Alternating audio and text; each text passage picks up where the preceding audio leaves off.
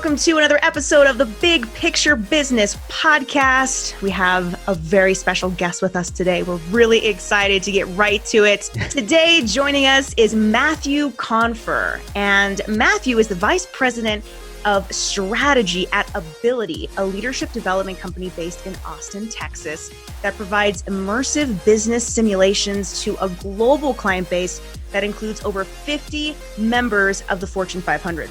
Matt has spoken on the topic of decision-making at the TEDx conference. And I'm just going to say right now, you guys have to see this. It is called Before You Decide. And we will absolutely put a link to his TEDx in the show notes because it is so fascinating. And he hosts the Learn to Lead podcast, where he speaks with authors, professors, creatives, and business leaders about their leadership journey and how they are working to develop the leaders of tomorrow. So welcome, Matthew.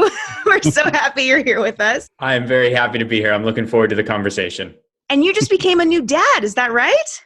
I did. Actually, late last month, our little one joined us 2 weeks early. Super excited for him. He was super excited to join the world in 2020. So it's been a year, to say the least. Yeah. Oh, well, congratulations. So Matthew, tell us, how did you get started with Abilitie, and how does one become the Vice President of Strategy? I started my career at Deloitte Consulting, which is an incredible place to start your career. And I spent almost 8 years there. And I think one of the things that I felt at the end of my time there is I was always intrigued about what it might be like to work at a slightly smaller company. One of the things that you learn at Deloitte is it's incredible, but it's also an engine that works because there are thousands of people that are making that engine work. And I think part of what I wanted was maybe to be a little bit more of a driver of a small car where you get to impact things a little bit more directly. And one of the last things that I had done at Deloitte was I helped to design what was our new hire onboarding training. And in some ways, I kind of fell in love with what it meant to actually decide how somebody gets onboarded or what sort of skills you need to succeed in a role. And a long story short, I moved to Austin about 6 years ago, still with Deloitte, took a fortuitous path that via a LinkedIn connection landed me a conversation with the CEO of Abilitie. And we do leadership training via simulations. And we're a small company with a big global footprint. And they were looking for a director of sales and strategy, and the fit was perfect. And I've been here for almost 3 years, and it's been 3 of the most rewarding years of my professional career to date. Now that you're in this role, what is it that you specifically focus on, and how do you help people?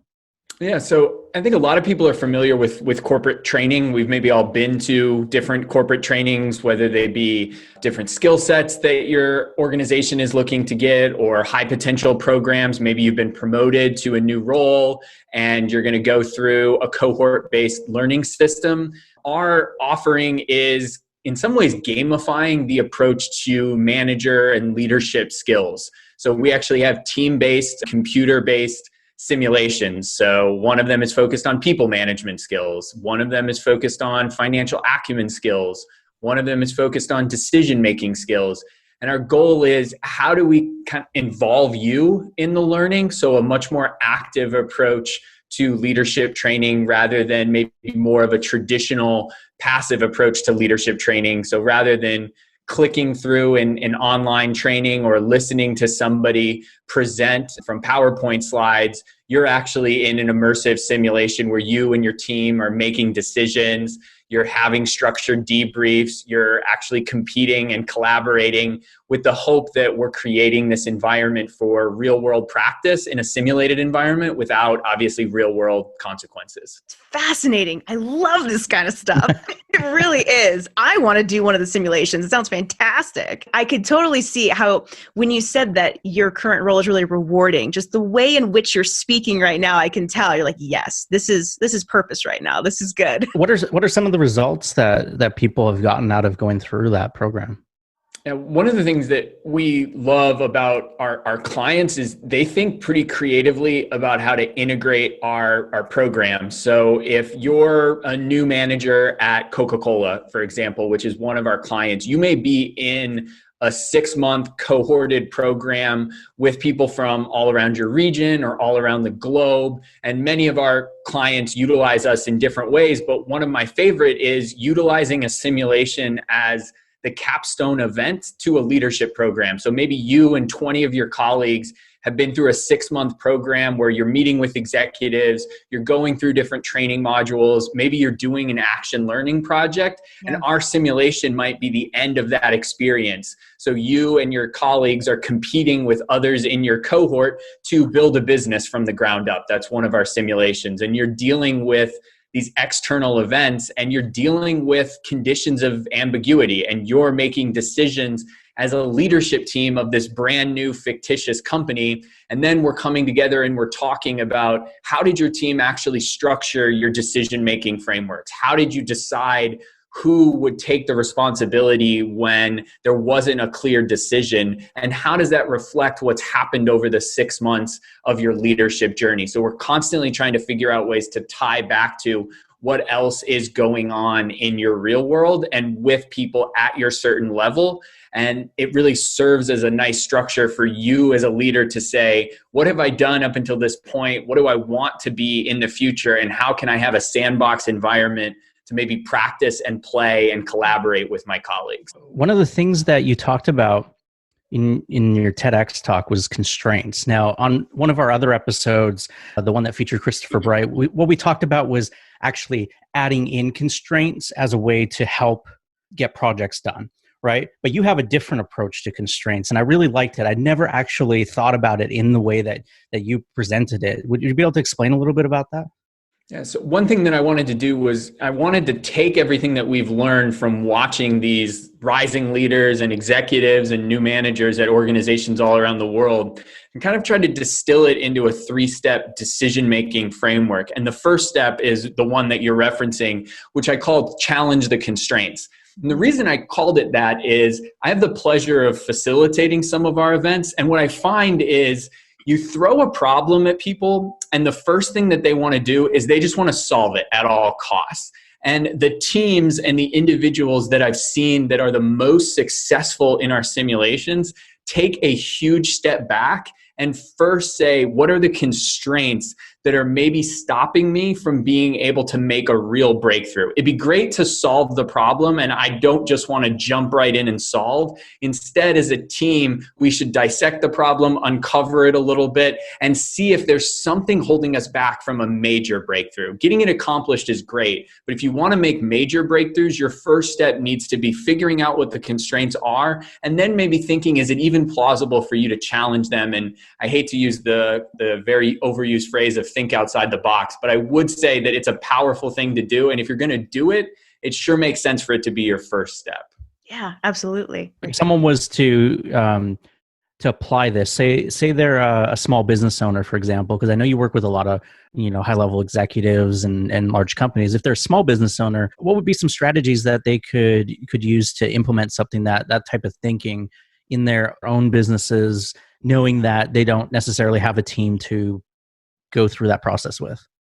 One thing that a lot of us default to is what's worked in the past is inevitably our default going forward. So one thing that I like to do sometimes with intact teams is when presented with a problem that maybe you face on a quarterly or a weekly or a biannual basis, sometimes it just becomes pretty regimented to just do what you did before. And what if you took a step back at your next planning meeting and said, okay, you can't do that again. Even if it's worked before, we can't do that again. We have to do something different. And you force yourself to have the brainstorming exercise. Or maybe you look at a competitor in your space who does something diametrically opposed to how you do things. And maybe you're even more successful at it. But what if you forced yourself to say, okay, if we completely deviated from what we've done in the past, what would that look like? It doesn't mean that you have to do it. It just means that the most important thing is to have those types of conversations. And what I find is that people become pretty comfortable. A lot of the people that we work with have been relatively successful. They got to one of our trainings because they were identified as a high performer, or they'd been successful and they climbed the ranks. One of the things that's then hard is to deviate from what got you to the point that you are. And training and brainstorming activities are really good opportunities for you to throw the script out and at least consider going in a completely different direction. It doesn't mean you have to go in that direction. It just means it's powerful to have those types of conversations.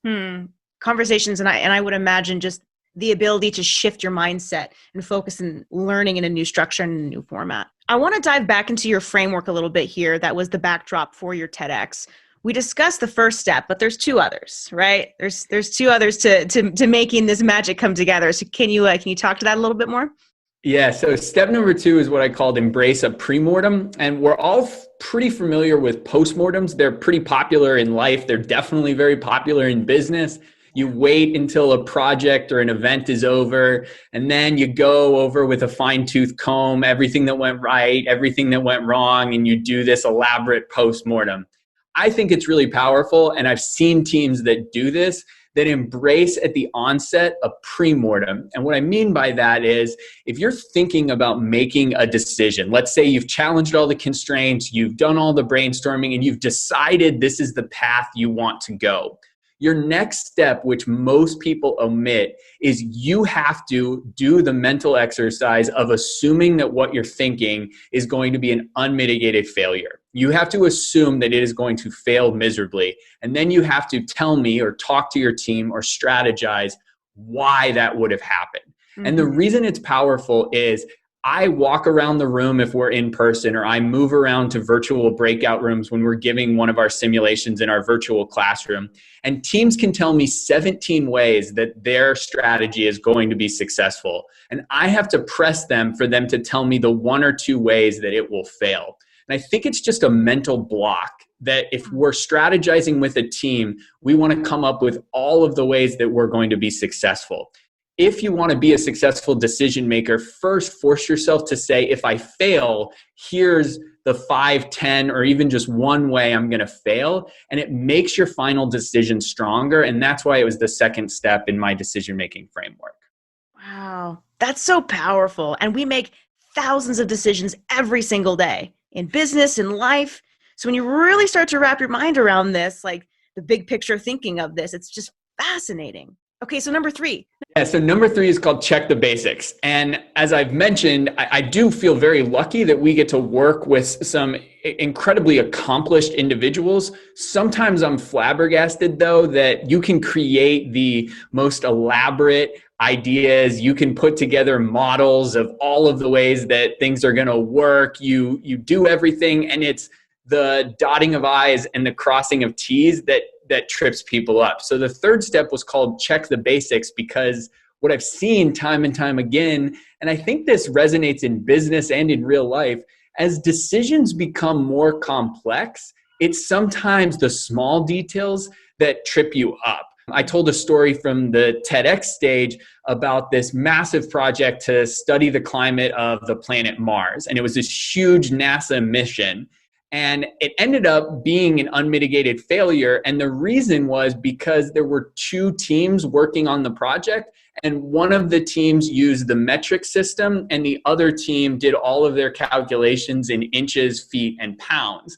And what astounds me about this is you have legitimate rocket scientists who forgot to check that both teams were using the same unit of measurement. That's obviously a massive example, but I think it's actually emblematic of what happens in a lot of real world situations. As the decision gets more complex, the small details trip you up. So that's why it was the third and final step. Yeah, but so important. I mean, just like mind-boggling important. It's just so crazy that, you would think like, rocket scientists would figure out some of these simple things, but it just proves that anyone can make mistakes. We've talked about that before. You're going to make mistakes. Now that can lead to catastrophic mistakes in the case of NASA, but in business, you're also going to make mistakes. And it's how you deal with those mistakes, how you handle those mistakes, and how you improve upon it that makes the big difference. Yeah. Yeah, I couldn't agree more. I think it's scary to make decisions sometimes, especially if you're a leader and you know that you're going to be the one that will be judged by the final outcome. So one of the things that kind of makes me a little bit of a geek for decision-making frameworks and creating my own is because I think it's powerful to have something to fall back on, because when things get stressful and you feel like all eyes are on you or all eyes are on your team, it's really great to have something to say, I put it through the ringer. I went through this. This is why I'm going in this direction. I've stress tested it and I feel more confident because I did this extra due diligence. Yeah. You've gained the data, so to speak, right? Like you Exactly. have that knowledge behind you. Yeah. Yeah. Yeah. I love this. This is amazing. Since COVID, what are the largest shifts you've seen in leadership development? It's a really great question, and it's probably been the most fascinating thing that's happened to our business in the 3 years that I've been here, which I don't think we're an anomaly there. Before COVID, only about 30% of the work that we did was fully virtual, and more often than not, it was because people either didn't have the budget to fly people together, or they were looking for a one-off solution where maybe it was a global training, but they weren't going to have everybody together. And so virtual was their default. We're very thankful that for the past 4 years, we've been working on our virtual offerings. It ended up paying big dividends this year. To me, the most fascinating conversation that we're having strategically at our organization is, what does the post-pandemic world, whenever we get there, look like? People are loving the virtual option more, though, because they're forced into it and they still want the networking, they want the connection, they want the immersive experience. So we're benefiting from that a little bit. In a post-pandemic world, are people going to want to get back at the hotel resort or the corporate boardroom and do their training? Or are people going to say, working from home actually worked a lot better and we're going to continue to train that way as well? Yeah. Yeah. Like more cost effective too, I would imagine, for many, many corporations. Yeah. It's going to be interesting who knows when that's going to happen, right? 6 months, 6 years. Like we just don't know. Hopefully not 6 years. But we just don't know. I have found that from my own company as well. I do most of my work virtually, and so not a whole lot has shifted for me. But for those who want to implement some of these very critical and important decision-making leadership development factors into their own businesses right now, what would you say is like the top 3 things that small business owner, even big corporate, business owner right now should focus on right now because of COVID? Well, I think number 1 is putting your decisions or putting your strategic plans through a stress test. I think is a really powerful thing to do. You can use the framework that we laid out on the show. I can walk through another quicker one that I really like, and I'll do that in a second. The second thing that I think is really powerful is sharing with your employees why you're doing what you're doing. So I think many times we default to saying at a company all hands meeting, okay, here's our strategic priorities coming up. What I think is the next level that most leaders maybe omit doing is saying, and here's how I came to that decision. And here's maybe some of the things that we thought about and the reason we're not doing them. And what I like about that is I think it gives you a little bit of a cover as a leader, because your people become more confident that the things that are running through their head, the I wonder if they did this, you've now gotten out in front of and said, not only did we do this, here was the result of it. So I think stress testing it by yourself or with your leadership team, then sharing with your team what you did and why you came to the decision you came to. And then as a third thing, keeping people updated on somewhat of a regular cadence. So what we found as an organization is, in the world of COVID, where we're all working much more remotely than we did previously, we're meeting for shorter bursts more frequently. Whereas previously, when we were mostly in the office, we had some people remote, but mostly in the office, we were meeting for longer stretches on a bi-weekly or monthly basis. Now we're meeting quicker, like 15 to 20 minutes, but we're doing it 2, 3, 4 times a week. So have the plan, tell people what you came to and why you came to it, and then update them regularly on how it's going. Have you felt that by doing those short bursts and being together like frequently, but not for longer periods of time. Have you found that to be more effective with your team? Yeah, one of the decision-making frameworks that I love that I referenced in that last answer, and then I think I omitted actually sharing it, was what Amazon does. And what Amazon does is they call it their press release method. And it's basically working backwards. So if you want to get something approved at Amazon, you have to come with what would be the finished press release of this product or of this feature. You have to think about what the client would say or what the technology press would write about it. So you have to come with the finished product, and then the team has to decide if it's the path they want to go on. So sometimes as a team, what I try to do is I try to say, here's the idealized state that I'm trying to get us to. Here's what I considered. Here's what we decided not to do and the reasons why. And then every 2 to 3 weeks, if we do this, or every 2 to 3 days, if it's a short sprint project, I'm going to try to give you an update on how we've gotten to where we are, where we're going, and where we're hoping to accomplish next. The reason why, like, I think that's a really important aspect of that. What have you found, like, when you're looking at that with some of your clients, the things that they're coming up with? I think the biggest reason why usually is a question of why not another direction. And so part of what I like about the embrace a premortem step, to go back to step 2, is if you force yourself to think about why things would fail, I think a lot of the times you answer a lot of the why we should go down this direction. So if you rack your brain and figure out the 3 reasons that you think this decision could fail, but you can then give an answer of why you're going to mitigate it, or more importantly, how you're going to mitigate one of those 3 things coming to fruition, I think you do a really good job of getting in front of the perceived pushback that you might get from the rest of your leadership team or from the staff that might need to implement this. So if you can anticipate the why, and a lot of that comes from the premortem, a lot of the whys result from, I think this isn't the right decision because this could go down XYZ path. Well, here's ABC reason why or how we're going to get in front of that. I think that's a powerful way to lead and get in front of that pushback. What do you say to people who, they say, oh, you're just being negative?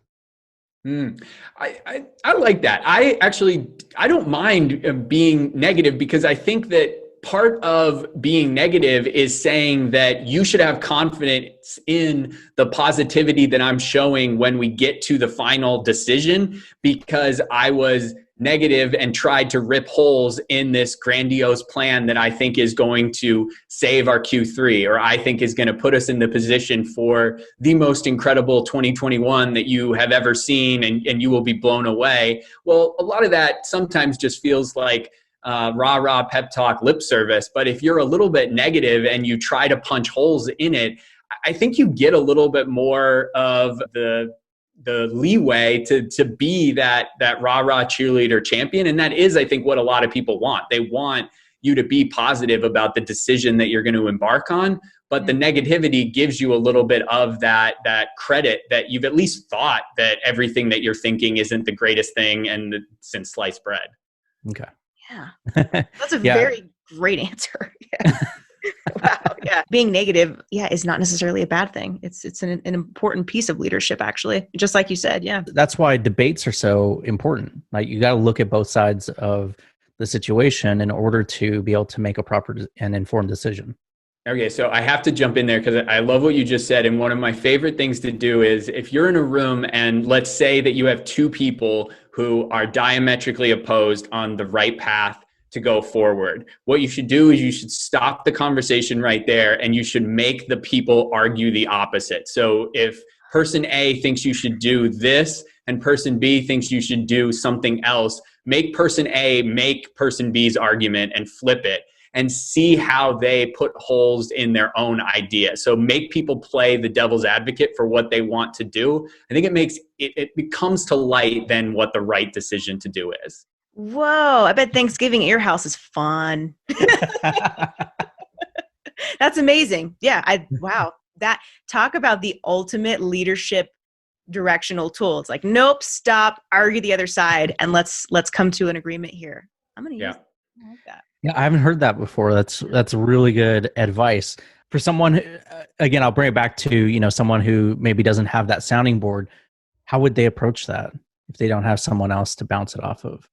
Sometimes I think we get in this state of analysis paralysis where we go in circles because we almost put an infinite time loop on a decision. So one of the suggestions that I sometimes make with the people that we coach or the organizations that we work with is you have to instill or you have to put a boundary on it. So if you need to get the Q3 plan together in 3 weeks, break it up into chunks and give yourself 2-day deadline windows to make the 6 decisions that you have to make. You can use that in your personal life. You can use that in your professional life. In some ways, the time clock getting closer and closer to zero, forcing you to make a decision, in many ways, it crystallizes your thinking. Whereas if you don't have a timeline in place, you can go in an infinite loop of really not figuring anything out. So put time limits on, even if there aren't time limits, or chunk it up and put time limits onto each chunk that you have to make a decision on. Yeah. Can you give an example of, please, from your own personal life of something you had where you've done that and it's benefit? I think when we do our quarterly planning, the comment I made earlier about what the heck 2021 is going to look like for us, just because we've seen this massive growth in our virtual, our in-person was the bulk of our business before. And so as we plan for 2021, we're a little bit riding blind because we don't know when the switch might get turned. And so instead of our normal plan of by the end of the year, we want to have our 2021 plan crystallized from a hiring perspective and all of those kind of things put in place. What instead we're doing is we're kind of trying to say, okay, at this point, we want to at least know what we're looking at through March of 2021. And instead of trying to get some level of a high level plan for the whole year put together just inevitably by the end of the year, what we want is we've already got what we think Q1 would look like. And then we already have the plan in place of when we're going to meet for Q2 and Q3. Mm-hmm. And we feel like there's another date that we're going to put out there where we can adjust Q3 depending on vaccines, depending on what people decide in terms of their preferences. And we're going to meet more frequently about what would normally have been a very large year-long planning session. We're instead going to truncate it and put different deadlines on trying to get in front of planning with the best available information that we have. That's such good advice. Oh my gosh. You guys, I hope you're taking notes. For everyone listening, you better be taking some notes here because this is like truly what Matthew is saying. It will change the course of your business and continue to keep it healthy and to make sure that you're putting your best foot forward with the knowledge you have. We could talk all year long about what's going to happen at the end of Q4 or whatever, but we just don't know. And I guess that's something COVID has taught us as well as business owners is let's just slow down. Let's take one step in front of the other and let's make educated decisions based on what we have because we just don't know.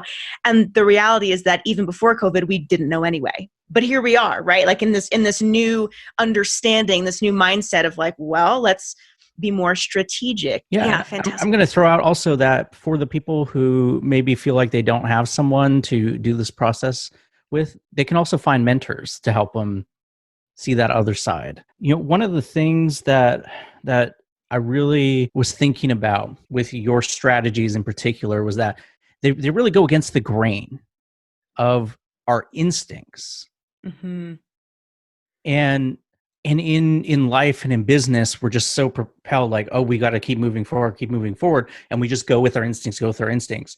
And it's almost like you've developed a strategy that says, hold up, those instincts aren't always right. Like sometimes they might be, but let's verify your instincts kind of. Is that right?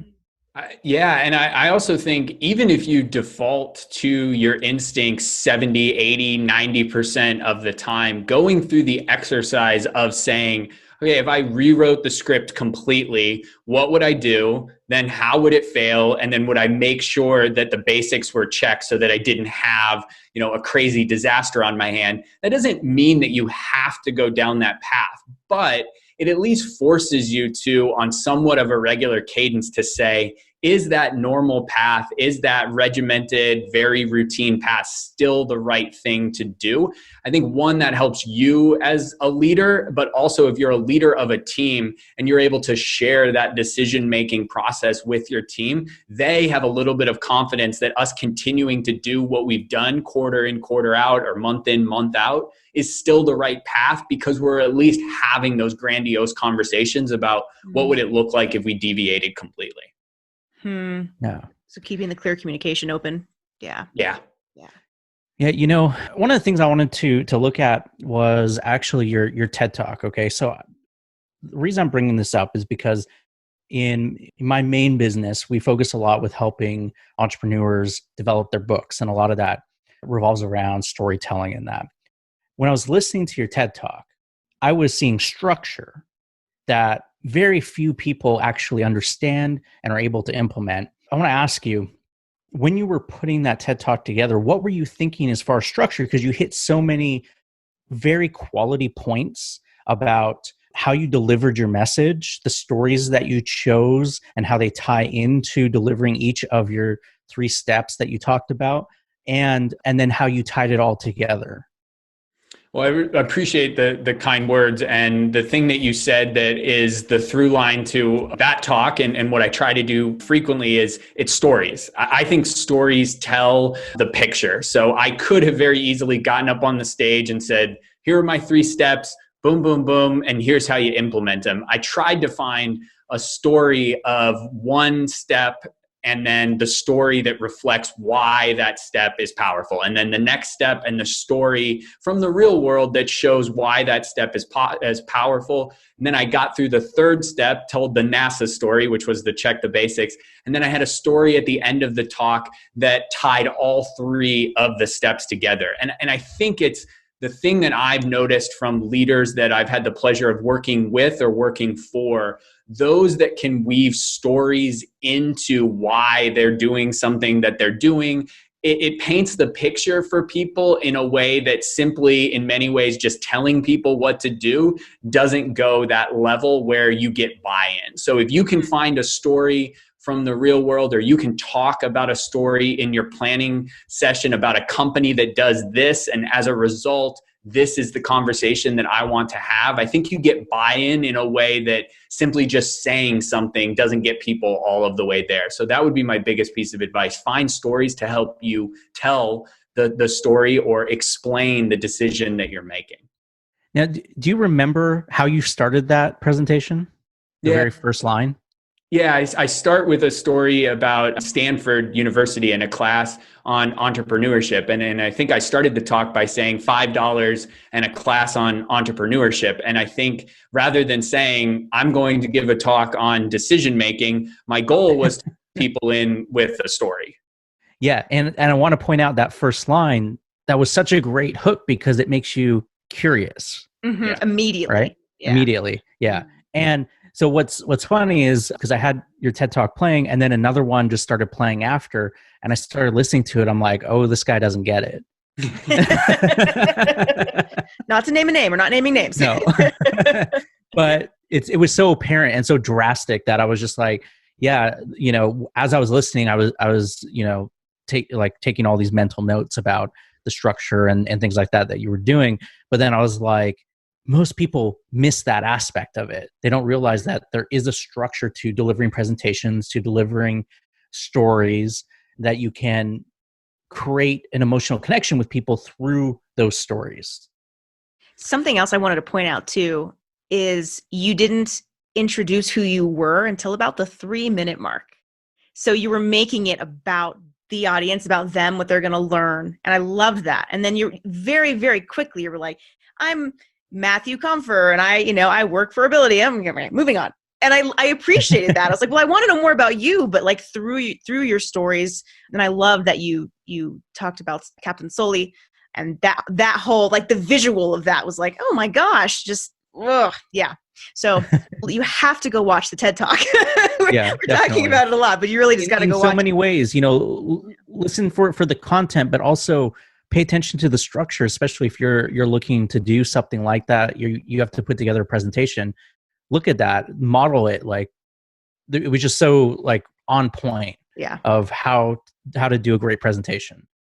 Yeah. The other side of that I wanted to ask you about is for people who are wanting to do a TED Talk themselves. What tips and strategies could you give them to be able to, go out there and make that happen?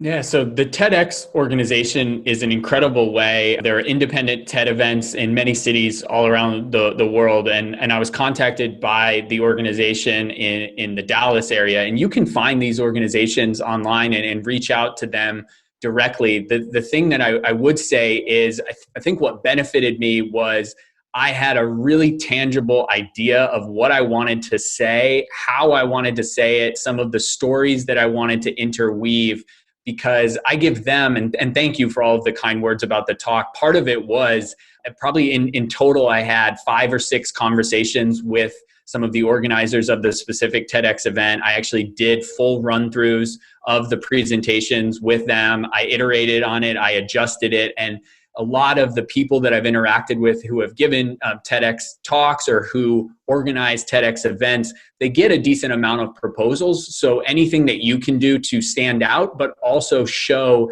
that you've put the work into, if they choose you as one of the 8 people who get up on stage at one of their events or who speak at one of their virtual events, you've already thought about what would make your talk resonate and what would make your talk not necessarily different, but stick out in a way. And so I can't give that organization enough kudos. I truly enjoyed the opportunity to work with them. And if you go down the rabbit hole of learning about some of the different TEDx events, some of them have different themes, and connecting with on LinkedIn some of the TEDx organizers maybe in a city near yours, I think that's a great place to start. Do your research, ask questions from the people who are putting on the event, because they're the ones who know what works, right? Mm-hmm. They know their audience. And I mean, you could look at a lot of things in business like that, right? It's like the same as asking your customers, what is it that you want next from us as a business? Yeah. Because they're the ones who are driving the ship, essentially. Okay. So I've got kind of a random question for you, Matthew. If you were not in your current role, we love to ask everyone this just for fun. If you were not in your current role, what would you be doing? Would you be an astronaut? What would you be doing? When I originally went to university, I thought I wanted to be a lawyer. I think I had these ideas of what Jack McCoy did on the TV show Law and Order, and that was exactly what it meant to be a lawyer. I quickly learned that wasn't what it meant to be a lawyer, and I'm very happy that I didn't go in that direction. Part of what I found interesting, though, about being a lawyer was conveying an argument, arguing for it, and then trying to convince people of your point of view. So I think that's a roundabout way of me saying I really like storytelling, and I think thank you for highlighting that from the TEDx talk. And I think a lot of the people who shaped me the most were the teachers that I had. So I think I would like to have probably been a professor or a high school teacher and be able to tell stories to students and maybe help them see or learn in a more vivid way. Awesome. Wow. Nice. You're continuing to do that with the TEDx. I think it has something like 96,000 views, something like that. I mean, it's an impressive TED Talk. Yeah, let's get it over 100,000. Yeah, let's do it, guys. Do you think you'll do another TED Talk at some point? It has been, without a doubt, the thing that has allowed me to connect with people, specifically on LinkedIn and Twitter, in a way that I never thought possible, whereas people will randomly find the talk. It's to your point earlier where you were watching my talk and then before you knew it, you were watching another talk. It's kind of like the Netflix algorithm or the YouTube algorithm. You just find yourself watching talk after talk. And I think I've started to become recommended next to some other talks. So people will find me and have no connection to me or our organization or not even live in America or anywhere near me. And they'll send a message on LinkedIn and say, this really resonated about the talk. So I would love to give another one at some point, just because I think it's allowed me to expand my network. It's allowed me to learn what people are doing all around the world, gotten some coaching and some clients from it. And so, yes, I think I would be interested in doing it again. Yeah. And one of the things that, we talk about is credibility factors. Mm-hmm. Okay. what are the key things that are going to make a difference as far as the credibility you're putting out there that make your conversations with potential clients easier? And there's things like books, being an author, a best-selling author, even better. There's getting featured in the media, which really helps. And then there's things like TED Talks. We don't talk about TED Talks enough, but it really does make a difference as far as the audience that you're able to reach and the conversations that you then have, because I'm also sure that when you've been talking to people about your process, they're already predisposed to your ideas. So when you have those conversations with them about working with you guys, it's like, it's so much easier. Like, it's just like, oh yeah, you're ready to go. Okay, let's do it. That type of thing, as you're not having to sell as much, right? I couldn't agree more. And I also think one of the advantages of having things like LinkedIn or just the internet in general is I find it really powerful that a lot of the times when people reach out, they'll not just reach out with a generic, I'd love to connect and learn more. They'll reach out with a tangible, 2 bullet point list of 2 things that I've done or they've done that reflect something that I've talked about or I've wrote about. And they've said, I'd love to talk to you about it for 15 minutes. And you get so many generic messages that the ones that stick out are the ones that specifically call out something that you've done or something that they've done that might be of interest. And so that would be a huge suggestion that I would make. Anytime you're reaching out to somebody, do the 5 to 10 minutes of due diligence on them and try to pick something out that might make your message stand out against the hundreds of other messages that individual might get. Well, that's exactly why we're even on this call now, right? Because you reached out to me. I mean, it was very straightforward, and I appreciate that. Yeah, I receive hundreds of messages. Oh, it's overwhelming to go through them, and most of them are just, hey, let's connect. But yours stood out right away, in large part because you said, I did a TED Talk. I was like, okay, let me watch that. And I watched it really quick, and I thought, perfect. It's going to be really valuable for our listeners. Let's get him on the show. We just wrapped up a book that focuses on sales, prospecting specifically. And what you said is exactly what is mentioned in that. And it's B2B prospecting, to be clear, but it does kind of translate across different mediums, is that when you are reaching out to someone, do your research, make it personal, get to know them, read a blog post of theirs. If they posted something on LinkedIn, read it, reference it, mention, if you liked it or if you, hopefully you didn't, I hated it. Let's talk.